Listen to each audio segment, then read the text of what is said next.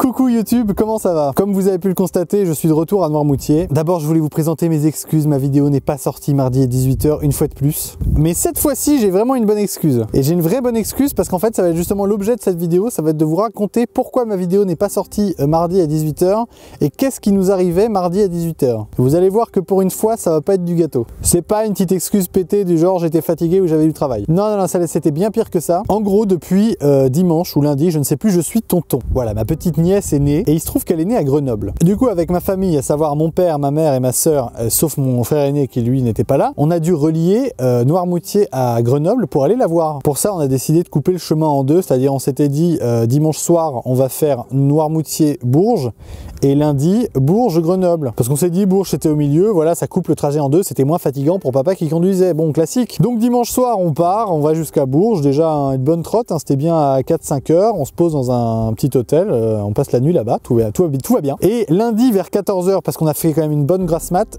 on repart donc en voiture direction Grenoble, en pensant arriver à Grenoble largement en fin d'après-midi, donc le lundi. Et c'est là que les emmerdes ont commencé. Moi je pensais donc tourner ma vidéo à Grenoble lundi soir ou mardi matin, enfin voilà, je pensais que j'aurais le temps. Et il se trouve que lundi, pendant le trajet Bourges-Grenoble, vers 18 h, je me souviens encore, j'étais à l'arrière, papa était au volant, donc on était sur l'autoroute en train de tracer à 130, et là papa dit d'un coup attendez, j'ai plus de moteur, j'ai plus de direction assistée, je sais plus ce qu'il dit en premier, mais globalement il nous signale à ma mère et ma soeur et moi-même qu'il y a un problème quoi. Donc déjà un peu flippant, on se dit mais quoi, qu'est-ce qui se passe? Et puis là on perd de la vitesse, il dit mais j'ai plus de moteur, j'ai plus rien sous la pédale, il y avait plus rien, ça n'avançait plus. Et donc là on ralentit, papa a le réflexe de continuer tout droit, et là on voit un panneau avec marqué prochaine station dans 300 mètres, donc il se dit on va peut-être pouvoir l'atteindre, il continue à avancer, puis finalement on sent que ça ralentit trop, il se dégage tout doucement et se met sur la bande d'arrêt d'urgence, et là plus de moteur, ça ne démarrait plus, il y avait plus rien. Donc là pire que la panne quoi, c'était pas la simple panne d'essence où on serait pris une prune et on n'aurait plus qu'à se faire remorquer jusqu'à la prochaine station, une heure après on aurait été reparti. Non là plus rien. Donc je vous laisse imaginer la suite, on sort tous de la voiture en trombe, moi je tenais Corvette par le collier, j'avais qu'une peur, c'était qu'elle fonce sur l'autoroute et qu'elle nous fasse avoir un accident encore pire ou qu'elle tue quelqu'un. Je tiens Corvette par le collier, on sort les gilets de sécurité, on passe par-dessus la rambarde. Heureusement pour nous, de l'autre côté de la rambarde, il y avait carrément vraiment une grosse pente, genre de 10 mètres de haut, donc avec après une espèce de pré, donc on descend, voilà, on se dégage, avec gilet, parapluie et tout, oui, parce qu'évidemment, j'ai pas précisé, mais il pleuvait des cordes, sinon c'était pas drôle. Et en plus, la nuit était en train de tomber, donc vraiment le pire scénario ever. Papa appelle la dépanneuse, on attend la dépanneuse pendant bien 20-25 minutes, ça paraît peu 25 minutes, mais quand t'es sous la pluie de nuit contre une autoroute dans le froid, j'en ai fait quelques stories, c'était pas agréable du tout. Donc là déjà, non seulement du stress parce que la voiture était en panne et on a été debout le long d'une autoroute, mais en plus, globalement, c'était la merde, fallait qu'on aille à Grenoble, tu vois, et on était encore à... Ça, c'est arrivé quoi? C'est arrivé vers 18 h je crois. On avait encore largement 3 heures, 3 heures et demie de route, donc on était super loin de Grenoble. On était pile entre Clermont-Ferrand et Lyon. C'est simple, tu prends le centre de la France, on était pile là, en panne. Bon, finalement, la dépanneuse finit par arriver, le gars, on monte dans une espèce de camion assez drôle, c'est la première fois de ma vie que je montais dans un camion qui nous remorque, donc nous et la voiture, jusqu'à un petit garage, dans une petite, vraiment dans un bled à côté, le truc, j'avais jamais vu ça. Là, on patiente pendant bien 1 heure dans une espèce de station-service, dépôt achat-vente de carburant, lave-vitre, enfin, j'ai pas trop compris. C'était une espèce de mini station-service, mais vraiment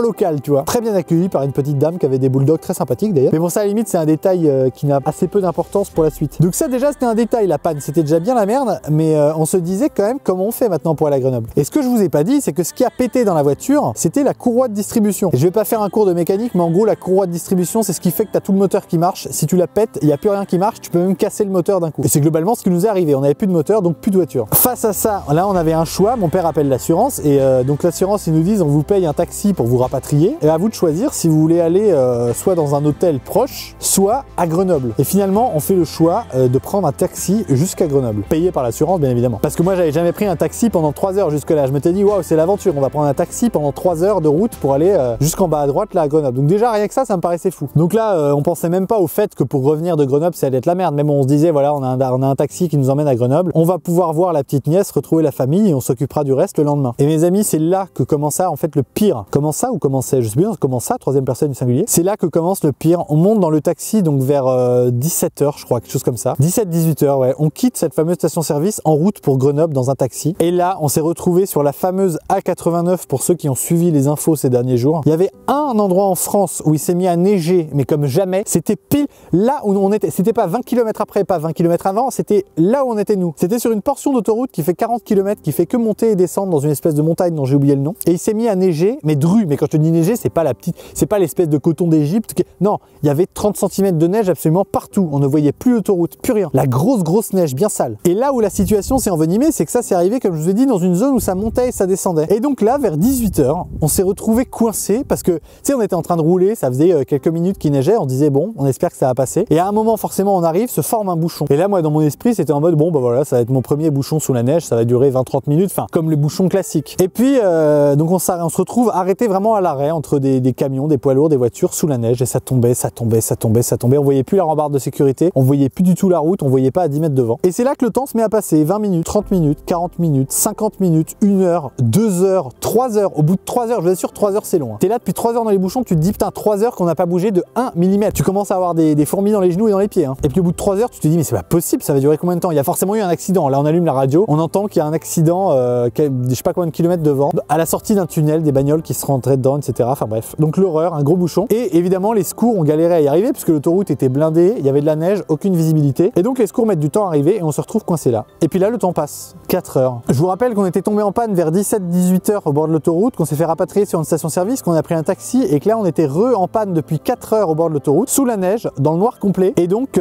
minuit arrive, ça faisait déjà bien 3-4 heures qu'on était en panne sous la neige. Et puis toujours rien. Les chasse-neige n'arrivaient pas à arriver jusqu'à nous. Les secours n'arrivaient pas jusqu'à nous. Les pompiers n'arrivaient pas jusqu'à nous. Personne n'arrivait jusqu'à nous. Et donc là a commencé la pire nuit du monde. À savoir, dans une bagnole, avec le moteur qui tourne, mais quand même pas tout le temps pour économiser de l'essence, mais quand même un peu histoire d'avoir du chauffage, dans le noir complet, avec les gens qui se désespéraient petit à petit, on voyait les phares autour de nous qui s'éteignaient. Vraiment absolument apocalyptique. Et donc, je crois c'est vers 2 ou 3 heures du mat, je sais plus, qu'on a pu commencer à réavancer, mais tout doucement. Et là commence la traversée la plus apocalyptique du monde, c'est-à-dire que à droite et à gauche, on voyait des camions dans l'autre sens, des bagnoles en sens inverse, mais sur notre route, des voitures coincées, feu complètement éteint, avec des gens qui dormaient dedans. Parfois, on se retrouvait coincés. Et là où c'était l'enfer, toute cette partie du trajet, c'est qu'en fait, nous, notre taxi, c'était un génie. Le chauffeur, d'abord, c'était un génie. Et en plus, la voiture était incroyable et on avait des pneus neige. Mais il faut savoir que les 3/4 des gens n'avaient pas de pneus neige. Et donc, dès qu'il y avait une bagnole qui n'avait pas de pneus neige, elle ne pouvait pas remonter les pentes enneigées. Elle ne pouvait donc pas passer et donc elle empêchait de passer tous les gens qui étaient derrière. Et donc, en gros, ça pour vous dire que de minuit à 4 heures du mat, avec mon père et le chauffeur de taxi, toutes les 20 minutes, on descendait du taxi sur l'autoroute, hein, de nuit, pour pousser les voitures qui n'arrivaient pas à monter, pour faire du poids à l'arrière des voitures qui avaient des tractions, pour les aider à faire 10 mètres et se dégager du passage. Enfin, c'était l'horreur. Dans mon esprit, j'ai l'impression que tout ça a duré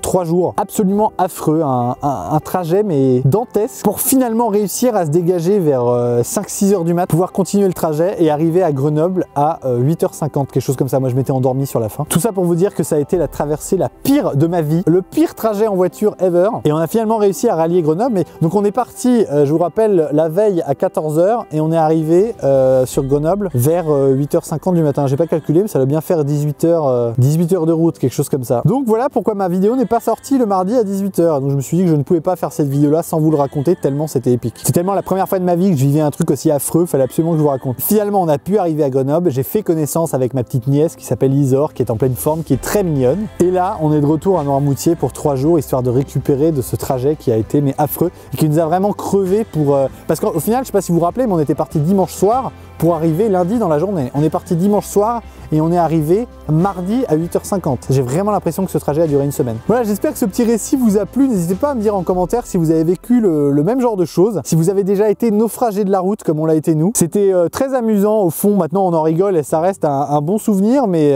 sur le coup c'était absolument pas drôle. Donc voilà, n'hésitez pas à me dire en commentaire si vous avez déjà vécu ça, ce que vous en avez pensé, si vous aimez ce genre de vidéo récit. Moi je suis à Noirmoutier, je continue à profiter pendant quelques jours et continue à vous faire des belles images sur YouTube et sur Instagram, Loulou YouTube, on n'oublie pas de s'abonner. Et je vous dis à très bientôt dans une prochaine vidéo. Bye bye.